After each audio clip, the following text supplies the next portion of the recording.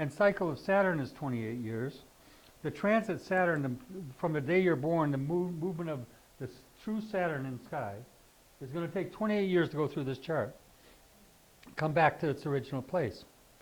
The progress moon, not this moon that's in your chart, but the progress moon, which is the day equals a year in the eyes of the Lord, coincidentally has a 28-year cycle too. So that means that the progress moon is moving at the same rate as the transit Saturn. So they constantly stay in opposition or square, whatever they're doing in the natal chart, and they constantly are going to be going right through that chart. Every 7 years, they're going to hit a point of a cross. Bam, bam, bam, bam. So every 7 years, you've got to deal with Saturn's energies that are maybe afflicting in that chart to your moon. Okay, so if we have Saturn afflicting the moon, every 7 years it sets up the cross in your chart. You could have a period of every 7 years having a crisis. And it's very predictable for some people. I mean, I've seen it really accurate. Oh yeah, it was the worst in 21. You know, actually 22. Because, yeah, you know, because it actually hits at that point. Or at 7 years old, my parents got a divorce. You know, I mean, I've taken people through their life and they say, my God, it's amazing. Because they have this setup. And so these are predictive arts. You're going to learn those eventually. Hopefully, maybe we'll go further with it and we'll learn all this stuff. But right now, I'm just giving you an edge up on this.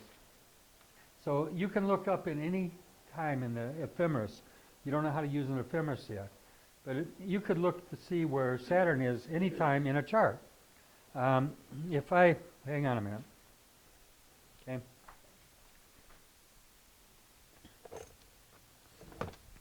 This is the chart I just did yesterday for the woman on her financial advisor. Okay? So,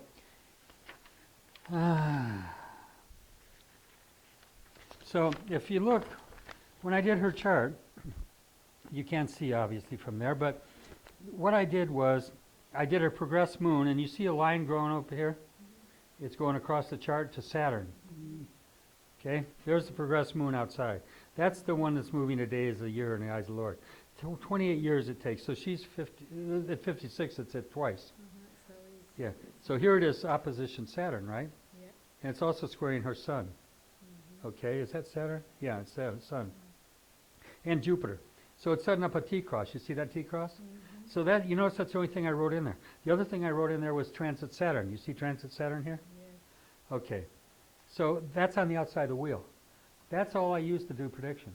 I'll pass that little chart around. Well, I can't. Did you see it? Did you see it? Well, you know, but usually Okay. show it to me, yeah. There's Okay. what's that say? T Saturn transit. Right. And then down here it says what? P moon, progress moon.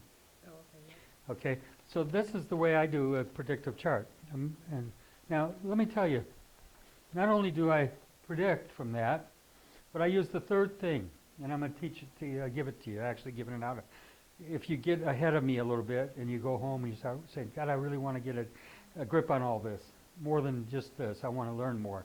I was like that with astrology. I wanted to go to college before I went to kindergarten, you know, I mean, I really did, you know. And I was way out there and I had to come back to the basics again because I realized I was stepping up too fast, too far. But in this chart, you notice there's only two outer notations. There's transit Saturn, T Saturn, and P moon, progress moon. The other thing I use is new moons. The new moons, which if you can learn to use those three things and put them in your chart, you'll be prophetic about predicting events. Okay? So what is the new moons? The new moons are the new moon each year, each month. You have a new moon, right? Now they fall in different degrees and they move throughout the year into usually backwards a degree or two in each sign. They keep moving back a month. Every month they move back a degree or so. But those are the new moons. The scripture says, let no man judge you neither meat nor drink, nor the Sabbaths or the new moons, which are a shadow of things to come. A shadow of what? What's a new moon? It's the path, the shadow of the earth over the moon. A shadow of what? Things to come. It's actually telling us in the Bible that that's a tool to use for prophecy. Okay? So I use the new moons, the progress moon, and I use the transit Saturn. I discovered this by accident, quite frankly. I had been doing astrology on the radio for years. That's how I met Elena in San Francisco, doing an afternoon show every hour. And I used to do a lot of work, and I was very accurate, but not 100%. I knew I was something. I knew my accuracy level was in the up to 85, 95%. It was in that range, but there was something missing, and I never knew what it was. I accidentally came upon the key third significator. And remember, these are all 28-year cycle. 28, 28, 28. I mean, how's that? And what's the new moon cycle? 28, 29. How's this? They're all three speaking to us. 28, 29.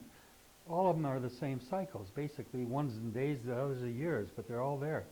And I accidentally, when I was teaching in Boston, I had a class, and I said, you know, Father Time, Saturn, the clock, the time, you know, Chronos, the measure off of all things. Saturn transit must be more significant. But all the years I've been in astrology, I've heard people say, oh, I got transit Saturn's doing this, and I'm really scared, I'm going to have this. And I said, you know, I bet nothing happens. And I'd be right, you know, nothing happened bad. Why? I used to wonder why. Why is it some people are so scared of Saturn and something comes and happens to them during that energy, and others? There's two factors here. One is Saturn is the reaper. Ah, so what does that mean? You're going to get what? Good, good, good, good. So what if you've been sowing good things? You're going to get good things. What if you've been a bastard and you've hurt a lot of people? You're going to get good things too. That's what I think. You're going to make sure, right? In the flesh, You got it, you got it. So get the message here. So Saturn is fair. So remember I told you Saturn, did I tell you Saturn was Santa Claus? Did I tell you that? I think I did. So what does Santa Claus say? If you're good, your kids will do what? I'll give you gifts.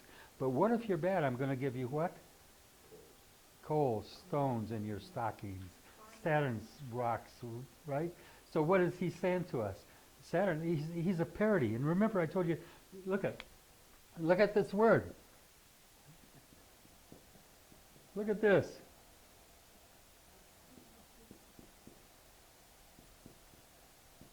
Guess what? They just moved around a letter. Can you believe it?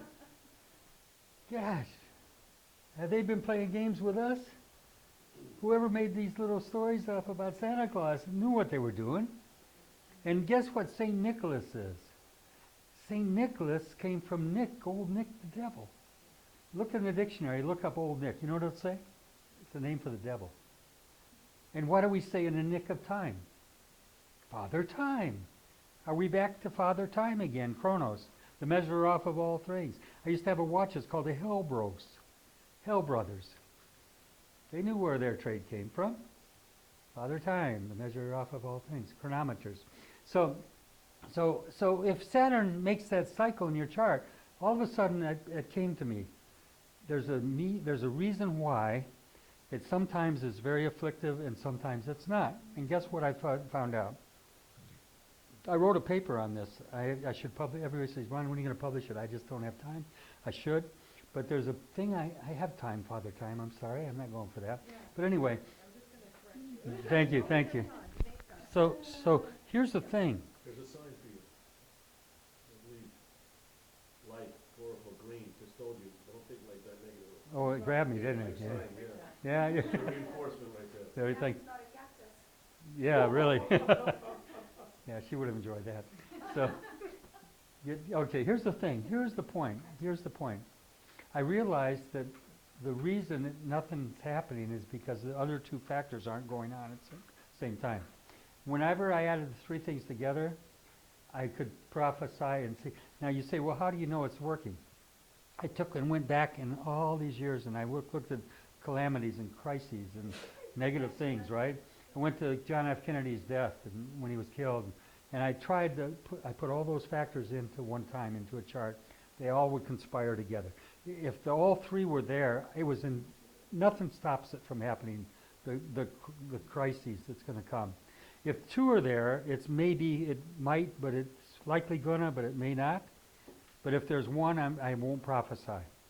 And I tell you something, I've done a whole compilation of charts of all sorts of things, from the death of, what's that woman that died of the overdose of drugs here in Florida when she was the lawyer, Nicole. Nicole Smith? Yeah, charts like hers, I did her chart, everything lined up for death. there was a guy, I mean, I'd read something about this Iranian guy who was very wealthy. He was like a kind of a prince-like guy, and he committed suicide. Lived in the United States, but he's very wealthy. He killed himself. I thought, I got to look at this chart because it gave his time, his place of birth, and all that. I did the chart. Everything lined up for death. I mean, just all did. But all three things had to be there. What does conspiring mean? You said all three. Conspiring? Exactly. It's like you and I get together and we No, can. no, I understand that, but how does it look? Oh, I good, guess good that's my question.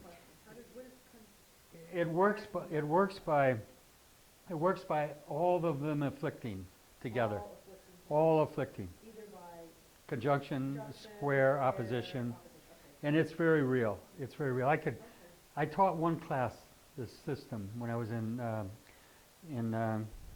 Boston area, and it was amazing, you know, what you could see, you know, and the prophecies. And we had some students. I remember one that had a daughter that something serious had happened to. Do you remember her? She was her ex-husband or something did something to her daughter, but it was in the chart so clear, you know. It was like right there. It had to happen.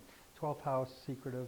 Anyway, enough of that. But anyway, so those are the three factors that I would teach you if I were going to teach. If you want to go ahead and look with this, if you need a new moon list for the new moons every year, for the year ahead, I've compiled that for you. I can give it to you. And progress moons, you can do a progress moon from any astrological program. I ask you to get time passages for your iPhones or iPads. If you'll get time passages, it's $29. It's worth it. That's one-time pay. You don't owe anything. If you get the free version, you got to pay for different things and reports and all that BS. You know, why would you do that? Well, $29 is a pittance. So pay the $29, you own the program, and it does everything that this big program does on my computer. You can do it. What's it called again? Time passages. Yeah. And So what does that have in there? Why do we get in it does progressions, Okay. transits, and your natal charts. And then it even gives interpretations, which are, of course, computered, but it's good because you can learn from those things, you know. And start using these programs. They're available. I've been on Henry, for years to develop this, and he finally did it. And there's another guy that developed the program, very identical, kind of similar to it. He hates me because I promoted Henry's work, and he hates Henry because he's a competitor. He's a very selfish, unbelievable guy in San Francisco. Anyway, enough of that. So those are the things that make things happen. That's what triggers the activities in your chart. That's what predicts things. That's how you're going to learn to predict. Eventually, whether you do it on your own, start to use them, or whether you learn from me and we have future training in this systems. But it's a little more complex. If I threw that at you right now and started doing it, it would be like overwhelmed. You'd be just too much. Right now, stay with the basics. Get them as sound as you can in the basics. Never forget the circle, crescent, and cross. It's the foundation of the language you're speaking. And you guys have been great. You stayed here, my gosh, it's till 10:15, and long night. But thank you so much for your extraordinary attention. And we'll see you all next week, same time, same place. All right. Thank you. Okay.